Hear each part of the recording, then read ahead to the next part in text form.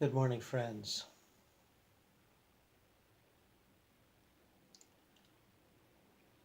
OBE Journal 2017,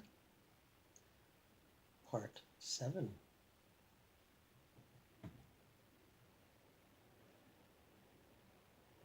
4:40 in the morning. Birds are not going full blast, but they're winding up. And enthusiastic as always. It's not even anywhere near dawn yet. And they're welcoming it with great gusto.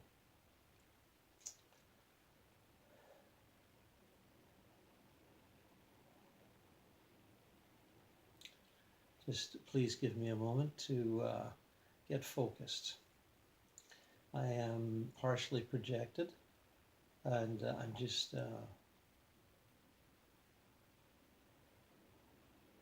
connecting, as they say, or as we could say. Connecting with hosts. There's a phrase we seem to use a lot these days.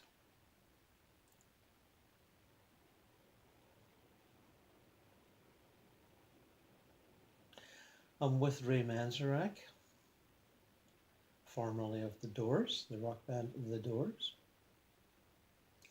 And he was on my case some months ago in one of the spirit contacts, WordofGord Spirit contacts, to interact. He had brought along James Douglas Morrison, who needed encouragement, but Ray's good at that sort of thing. And we communicated a little bit, and many people have seen that. And Ray has now been contacted by me in his astral life and asked to contribute a small portion of his consciousness to this ongoing experiment. And he's smiling and nodding and saying, yes, I fully approve of all this communication and activity. And it can only benefit humanity, he's saying, to be in contact with those who have passed on. He wishes everyone well, and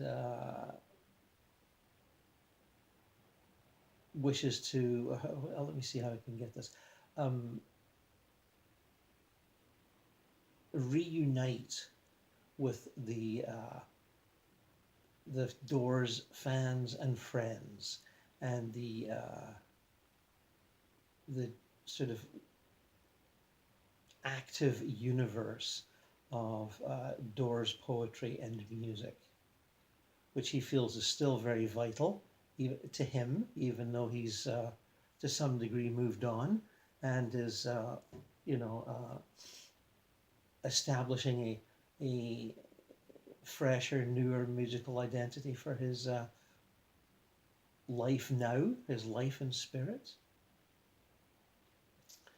He knows that many of you still love the Doors and all that they represent.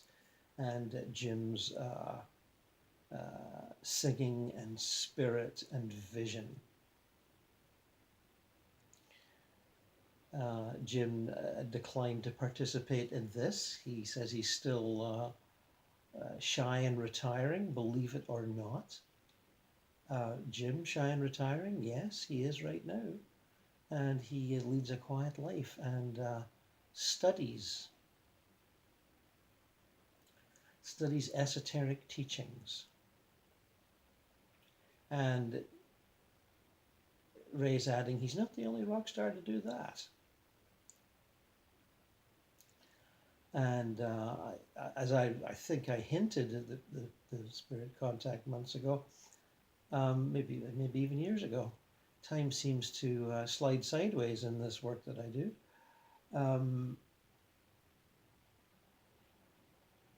Morrison seems to be very focused on the Kabbalah, which is a giant system of esoteric teachings very much in the Jewish tradition, although not completely, and takes quite a commitment to study in its mapping of the various states of consciousness.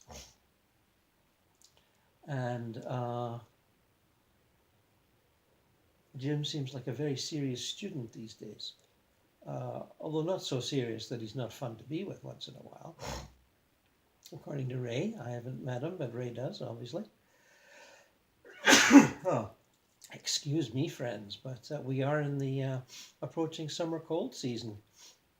And what am I doing having a summer cold in the house? Well, that's another story.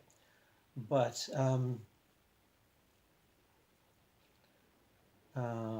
Ray wants to add the cosmic dimension of life is that much more easy to appreciate here in spirit where he now lives.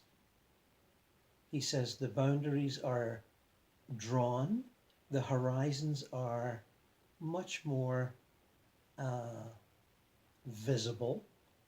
The horizons of spirit that you think are misty and distant and virtually inconceivable when you're on Earth seem that much more approachable and understandable, although not completely, when you're in spirit. Your mind goes farther, he says. And it does not recoil in horror or fear or, what's the word? Maybe sometimes in sense of insignificance, one still tends to feel insignificant in terms of the giant operating machine of the universe, which is that much easier to perceive here. But it is if you focus on it as a sort of a joyful, exciting meditation, he said. And he's done that many times and continues to do so. And now he's telling me, but not at the expense of an enjoyable, quote-unquote, normal life.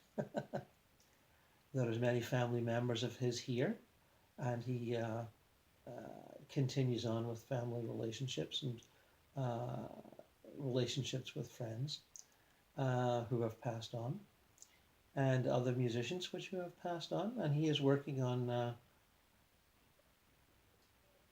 what are you saying, several projects, adaptations of pieces already written. You might be familiar with his, he had to go at arranging Karl Orff's Carmina Burana, I don't know, I'm guessing 20 years ago, I'm not quite sure. And he's interested in other classical pieces that he's making interpretations of. And freed from the necessity of performing Doors music, although he still loves to do it, he's working on some original compositions also. And has, he said he performs when the Spirit takes him and when he's invited. There are clubs which invite you to perform and small theaters. And Jim does not wish to perform, so they haven't done any grand Doors reunion. And although he's hoping that that will come, down the road a piece. And looks forward to that with love, not impatience. And he says it's hard to be impatient about anything here.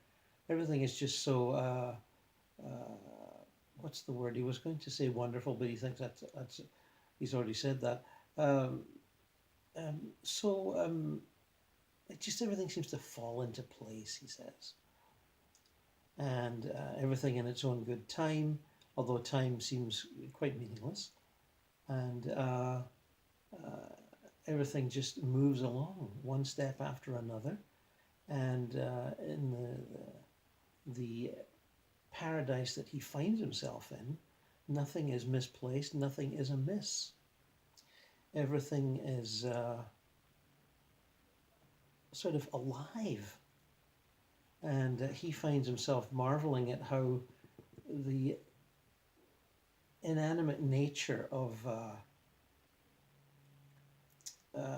buildings and constructions and furniture and that which we surround ourselves with, he says, seems just as alive as the works of the work of nature. You look at a building, you look at a tree, you look at grass, it all seems alive inwardly. And nothing could convince him that it wasn't. It vibrates, it glows, it hums if you listen closely. He says, and that can drive a musician crazy, everything's sort of humming and tinkling. And it's such a marvel, he says. And sometimes he just goes for walks and marvels at things.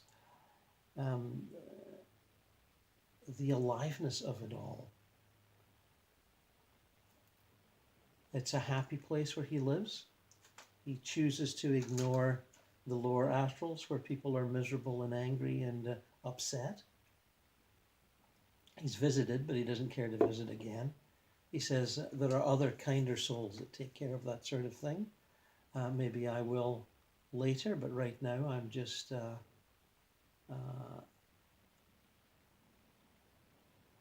choosing to feel good about everything, choosing to be blissed out.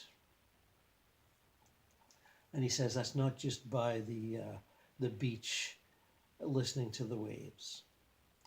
And by that, I think he implies he's living in some sort of astral plane version of California, and he nods enthusiastically and said, who wouldn't? You know, who wouldn't?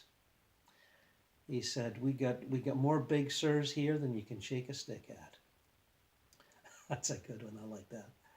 And he's connected with a number of artists from the previous generation. He says, Jack Kerouac is here, and I had a wonderful meeting with him. And others of that, Michael McClure, of course, although I'm not even sure Michael McClure's passed on yet, but he must spend time in the astral when he's asleep, because Ray seems to have strong feelings for him now. I know they were pals before. And I get that whole sort of continuum of Beat Generation, counterculture, hippies. There's a continuum there, and it represented well in the astral plane. They are one of a kind. I was going to say renegade artists. Maybe they're not so much renegade over there because there's so much self-expression. It's hard to figure out who's part of the tradition and who's a renegade, you know. And Ray has also made efforts to meet some of the great classical composers, and of course Karl Orff he's met and attended master classes, and I keep seeing the names Stravinsky, and yes, he's nodding, Stravinsky. Who he says, who wouldn't go to a master class with Stravinsky? Come on now. And some of Schoenberg, yeah, Schoenberg's a little more retiring and works steadily on his strange and mystical harmonies. Wait a minute, who else are we talking about right here? He says, the jazz greats, of course, Mingus, Miles, Bill Evans, Train. He's getting a little teary just even mentioning their names. He says it's amazing, all the guys you dreamed of that you might meet and just sit at their feet, never mind play with them. And he says I've done it all. He says, think of anybody of that generation that you would just love to hang with, and he says I've done it. And he says lots of people have. They're fairly sociable, these guys, and still very focused on discovering the hidden details of harmonies and rhythm. Well, that's an interesting phrase. I like that.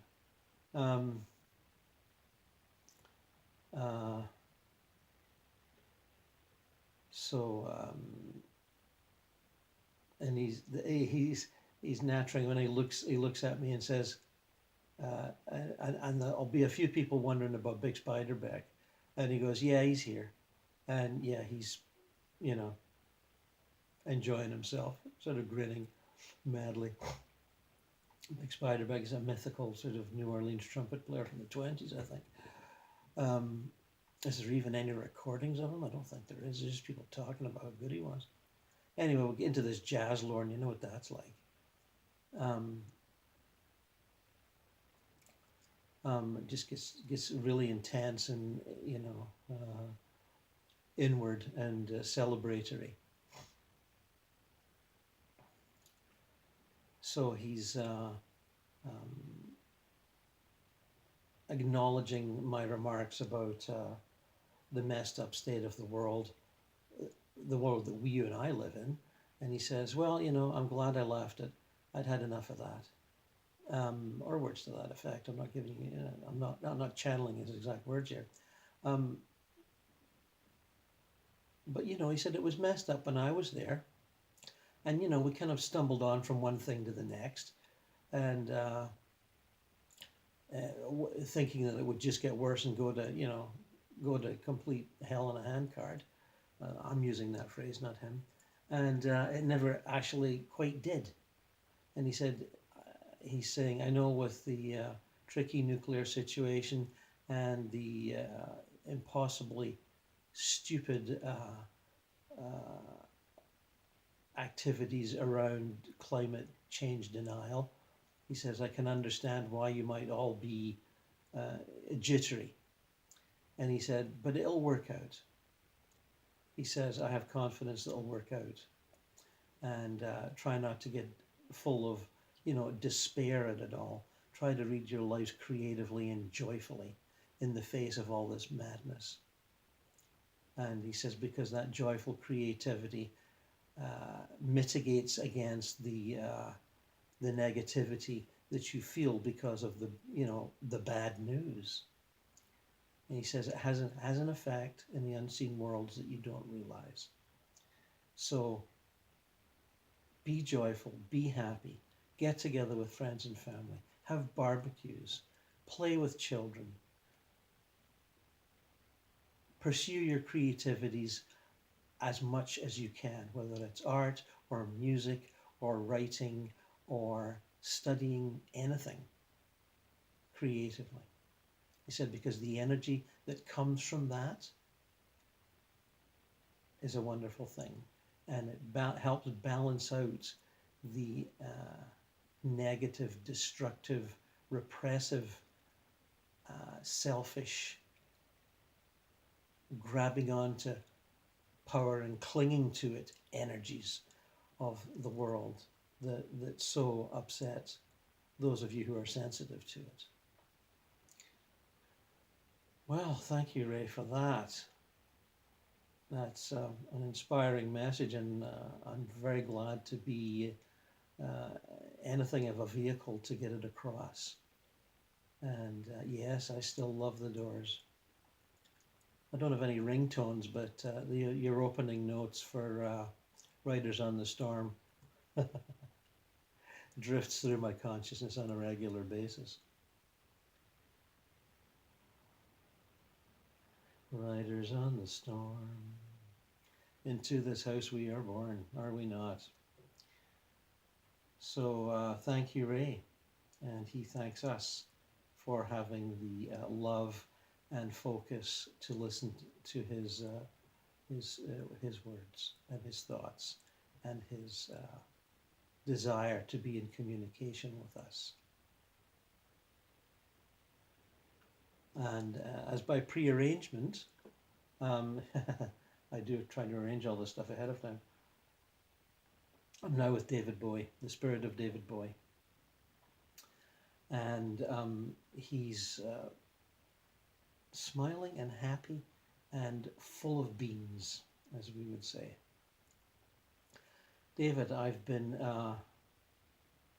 since I channeled you, or attempted to, because the first, when you passed over, you were barely a form at all. You were just a consciousness that was so blissed out that you didn't really want to communicate. And he's giving his big broad smile to that, chuckling, because he remembers. And I said, since then, I've been contacted by several other people who feel that you are working with them consciousness wise, creatively wise, and they're not musicians. They're people on earth that are spiritually oriented, psychics, some of them. And he goes, yes. Yes, David says, yes, I am doing that. And I prepared for this on earth. I studied, I meditated, I was shown some of the wonders of consciousness while still alive and how I could pursue them through meditation and various breathing exercises. So when I passed, um, I was able to take up the reins fairly quickly, he said. This is something I had aimed at and was wondering if I could pull off, really, and was told by various teachers and guides that I could, and that because of my worldwide fame, could be of great benefit to members of struggling humanity who might need a little push and shove to realize their full potential. And that is what I do. I go around and I interact with people, and it's not just me when I say I. There are several David Bowies that I can project simultaneously, um, and I take great pleasure in doing so. They're, he says, they're a little more than clones, he said. They're not just clones, but you might think that they were. It's just 4 or 5 of me going around and interacting. Well, there's another me that stays in spirit and sort of coordinates the whole thing. That he said people respond so warmly and openly to my visitations and desire to be a good friend, a friend in need, that he finds the urge irresistible. And it goes well over any personal concerns that he's that I am pursuing my stardom with an unparalleled attachment. I'm not doing that, he said. I'm enjoying being more of a normal guy, not on stage, all the time, or in media, or. But I do, and I'm involved in creativity, but it's more group projects and a multimedia sort of theatrical show, large performance piece that he's part of, not the star of, part of. And he says it's marvelous. He said the things we are accomplishing with this are sort of new to me because I'm new to spirit, but there are marvelous things that you can do here that are impossibly expensive to do in New York or LA or London. And theater projects that multimedia theater projects, theater like live theater with all kinds of technological innovations, holograms, moving holograms, time shifts. He's giving me an example. Yeah, okay, he's in this show that he's working on. It's not his show. He's part of it. He's very keen for you to understand that. He said that our theatre people have been here for decades working on this stuff. And I show up, David Bowie, they go, okay, Dave, you want to, we've got a role for you here. That sort of a thing. That's what he's sort of saying. This is not about David Bowie, the big star. This is about David Bowie, the theatre person. A bit like who he was when he did Elephant Man. Focused, determined, part of the team. And, he says, wait a minute, determined is not quite the word. It's more joyful than that. But he says focused and not the star trip. I think he's very glad to be away from that. Anyway, he said, as we're doing, in certain scenes, as I'm doing certain things, as this character, that is sort of a David Bowie character, but not all, not really. He said, the hologram will, this beside me, or sort of above my shoulder, or to the side, or as it moves around me, will represent um, certain images of past lives that are psychologically, emotionally relevant to the changes that I'm going through in the character that I'm playing. And you get little flashes. And and he said this helps convey a psychology, a character's psychology in a deeper way than the sort of Freudianism that we accept on earth. You know, he's this way because his parents were like that, or his religion was like this, or his childhood was deprived in this way, or, you know, that sort of a thing. He says it extends that. And he said that there's just one innovation. He said, but there's lots of other things. Um, he says you're not just getting a holographic image of a past life role that I might have played, that I did play, that influences who I am now or who I was in this character that I'm playing. But if there's music involved, and yes, I've been involved in music in past lives, of course I have. You can see and hear that. And he says, we don't wonder anymore about what Elizabethan lutists or ancient Greek comedians and political commentators sounded like, because we can contact that and make it come alive on stage in these sort of holograms that move around the characters. And he said that's just one example of what we can do here. And it's not what everyone wants to see, but there is an audience for it for sure. And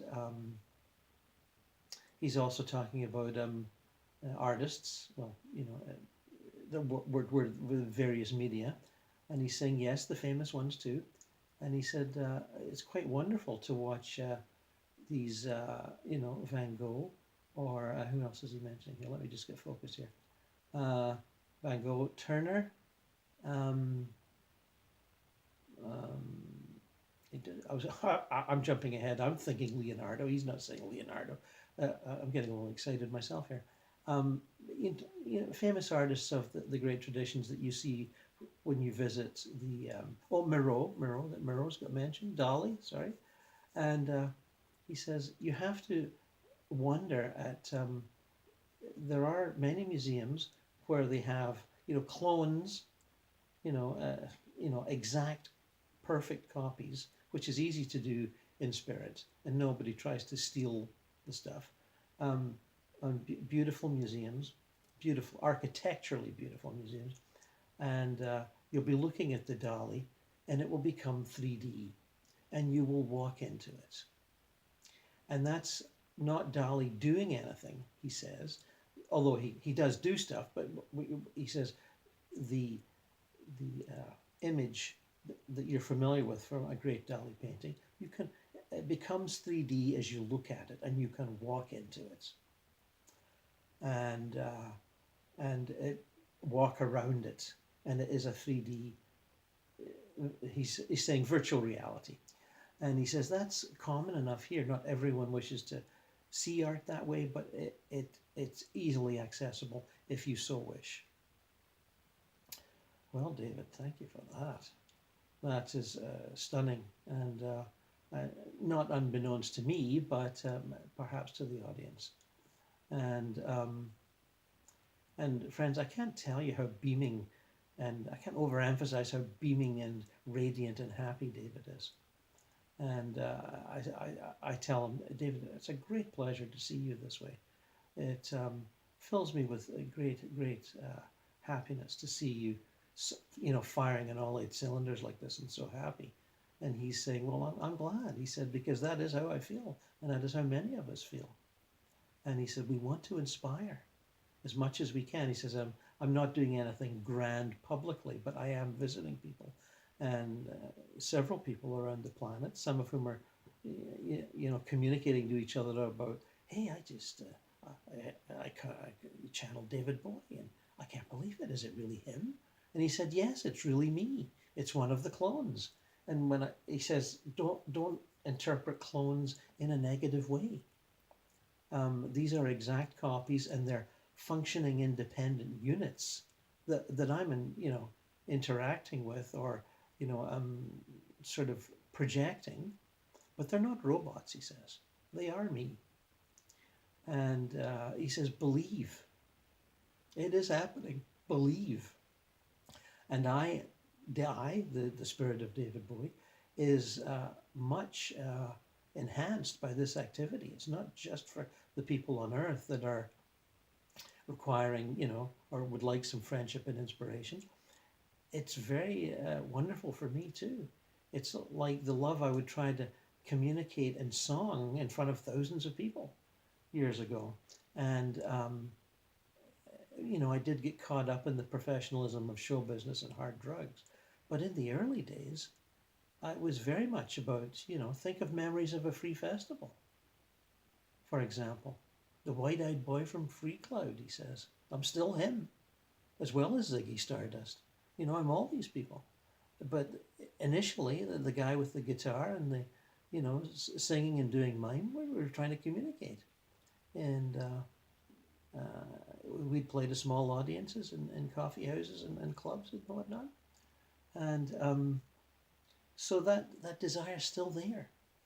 And how it benefits me as an evolving spiritual entity is almost inestimable. He said, I can't really put a finger on it, but I know it's happening on that level, and it's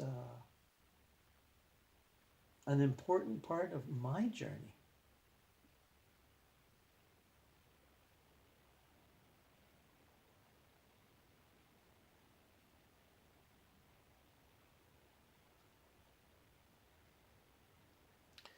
And David's saying perhaps that's enough from him. Maybe I have other places to go and things to do. And he's thanking me for all, inviting him into this little ongoing project. And he wishes me well. And more power to you, mate, he says. And a little bit of that London upbringing. Thank you, David. And I said, is it okay if I call you the wild-eyed boy from Free Cloud? And he goes, yeah, sure. And he says, bon voyage. Bon voyage to you all, he says.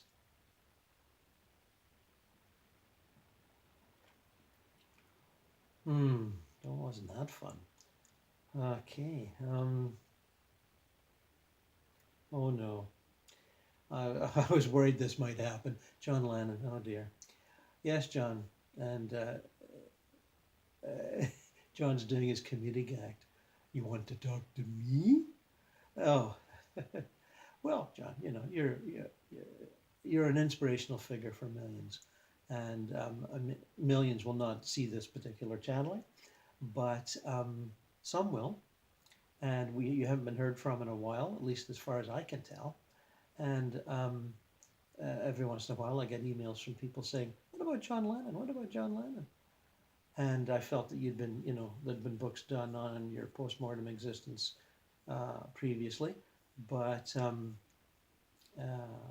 maybe it was time to dig you out of the woodwork and have a few words. And he's saying, "Well, sure, why not?"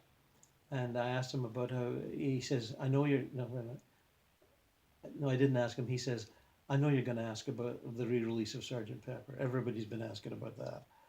And he's saying, "It's great. I love it." I mean, I'm way beyond it, he said, but it's nice to revisit, and it's great that people can get a glimpse of how it was created, the process of creation, and the various stages that we went through in the production of the music. And great that the engineers like Jeffrey Emmerich, and Richard Rush are able to speak publicly about their part, because those lads, he said, they were wonderful. He said they were like kids, but they were what's the word? I don't like kids, but enthusiastic, keen, positive, hardworking, cooperative, inventive. He said. I'd ask Jeff to do things, and he'd couldn't figure out even what I was saying half the time. And let's face it, neither could I. And uh, but he would do his darndest to get that sound effect or that feel that I was asking for, even if I couldn't describe it. And most of the time I couldn't. And but you know, we creative artist types, we have ideas that we can't put words around, and we sort of grunt and groan and make funny sounds, and try to translate that into beautiful original music. And you know, and on that level, I think we succeeded. Um, uh, I'm asking John about his life now. I said, because people are going to want to know, John. They really are. And he said, well, I lead a pretty interesting life. You know, I've, you know, reconnected with Julia, of course. Very emotional situation that. But it was, we're very bonded now. And all those issues, childhood and abandonment and loss of love, and that's all been taken care of. We fully understand why we did what we did. It was a necessary part of my journey as hers, and we'd arranged it all before being born. And same with my father, Frederick. Each of us had our own inner journeys, and we combined them in inner journeys with needs, he's saying. Uh, you know, creative, well, not creative, evolutionary lesson learning needs.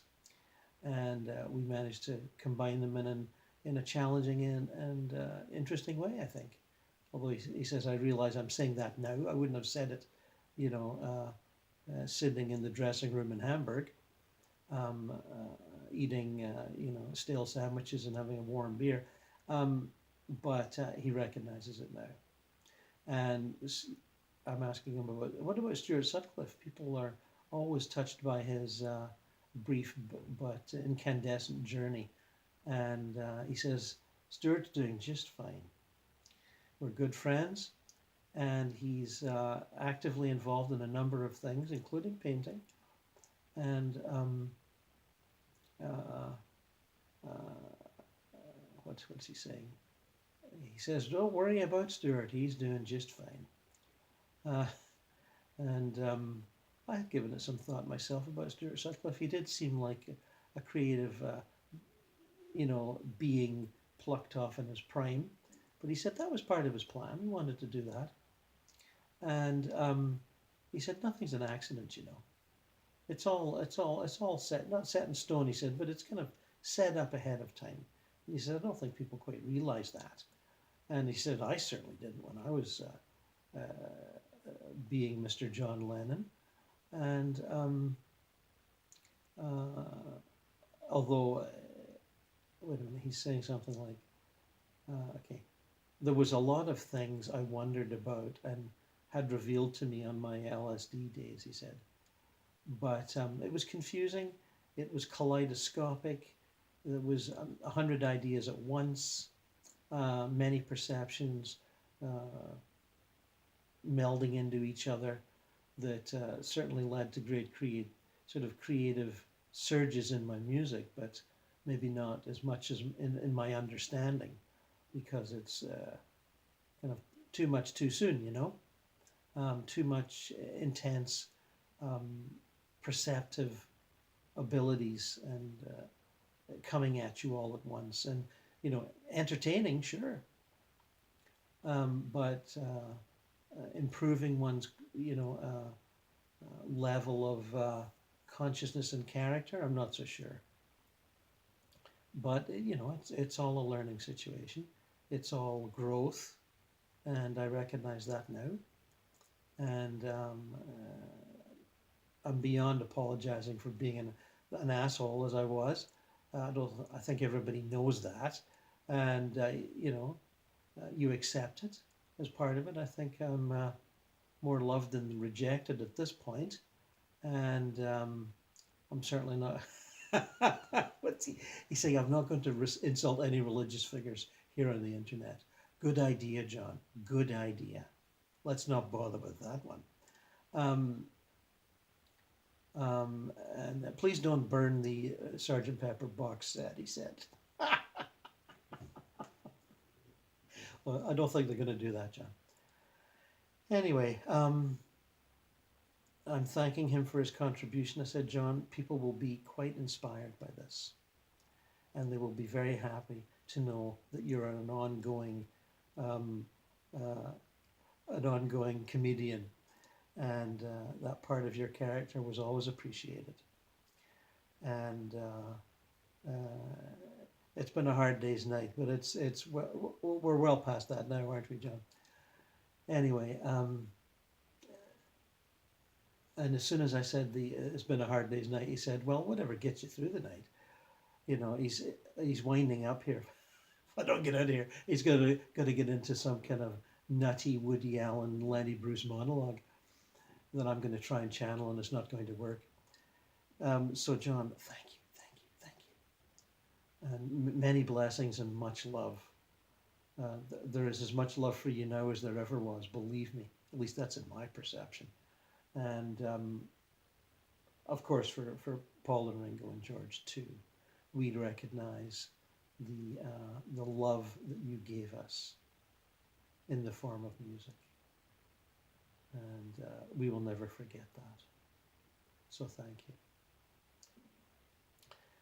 Okay, friends, that's some personalities on this.